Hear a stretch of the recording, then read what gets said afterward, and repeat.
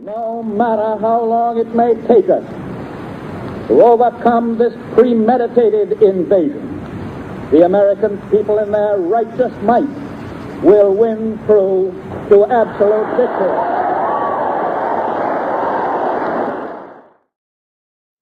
Contrary to much of the American public, I don't think FDR was the greatest president ever.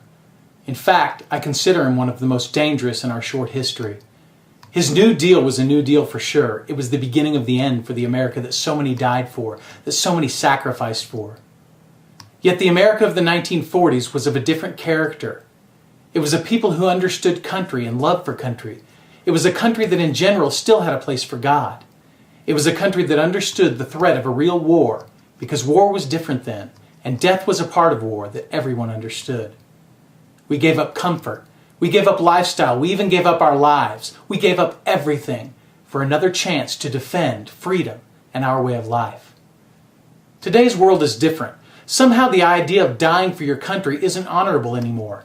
In fact, the common thought seems to be, how dare our country ask us to die for anything? Yet while we were still colonists, we died for the hope of something more. Ironic, huh?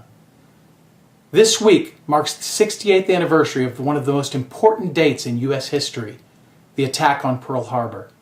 And yet my kids came home from school and knew nothing of this day. I would think that some sort of special mention might be due in our elementary school system, but I guess I'm out of touch again. I would think American history might garner more attention than the story of stuff and how evil capitalism is to the world. In an era gone by, a president stands in front of America and declares that we will fight as long as it takes to ensure that no country will think they can get away with what happened at Pearl Harbor.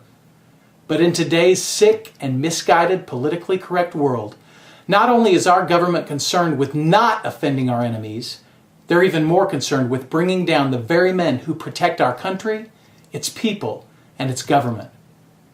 Between the CIA mistreating terrorists and the Navy SEALs giving a violent murderer a fat lip, our government seems to have forgotten how our enemies would treat us.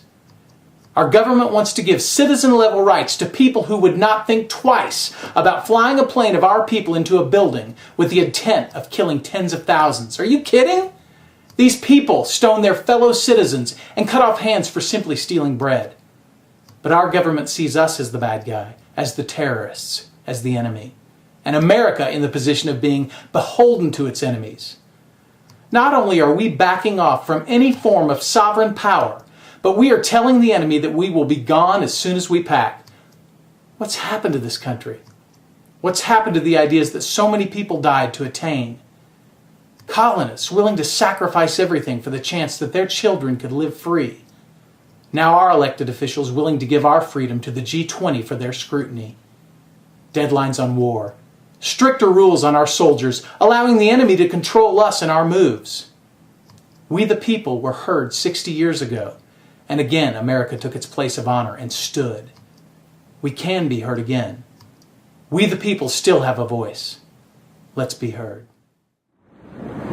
I believe that I interpret the will of the Congress and of the people when I assert that we will not only defend ourselves to the uttermost, but will make it very certain that this form of treachery shall never again endanger us.